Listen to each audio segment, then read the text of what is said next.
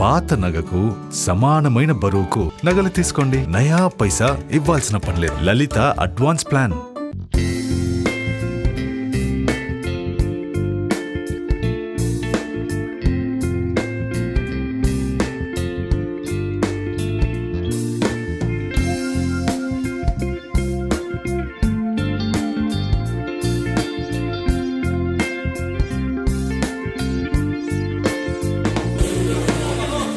రెడీగా ఉండు.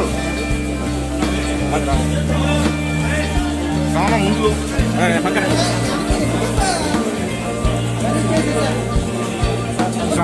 లోగో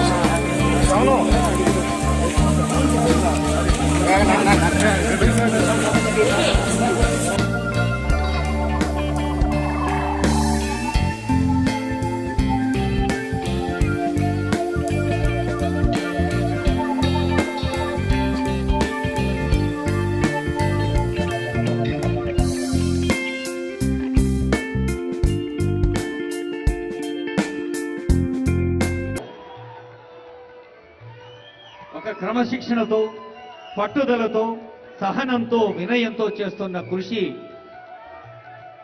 ఆంగికానికి అందం, వాచికానికి వైభవం, ఆహార్యానికి హుందాతనం, సాత్వికానికి సన్నత స్థానం సొంతం చేసిన మన చిరంజీవి గారిని తెలంగాణ ముఖ్యమంత్రి, ఉప ముఖ్యమంత్రి, సినిమాటోగ్రఫీ శాఖ మంత్రులు, సాంస్కృతిక శాఖ మంత్రులు, సమాచార పౌర సంబంధాల శాఖ మంత్రులు సిఎస్ గారు హృదయపూర్వకంగా అభినందించారు. వారికి స్వాగతం పలుకుతూ ఇప్పుడు పద్మ విభూషణులు ఇరువురికి ఒక్కసారి గట్టిగా చప్పట్లు కొట్టి మనం శుభాకాంక్షలు అందజేద్దాం.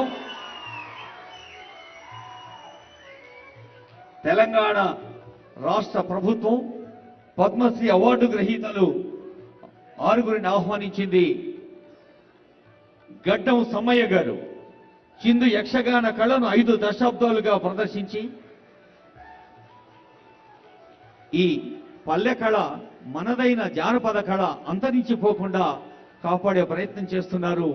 అందుకే వారిని పద్మశ్రీ వరించింది. ఆ శ్రమ ఫలంగా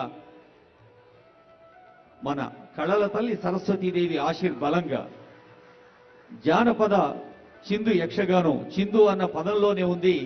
మరి అందవేసిన కళాకారుడు చిందు గడ్డం సమ్మయ్య గారికి హృదయపూర్వక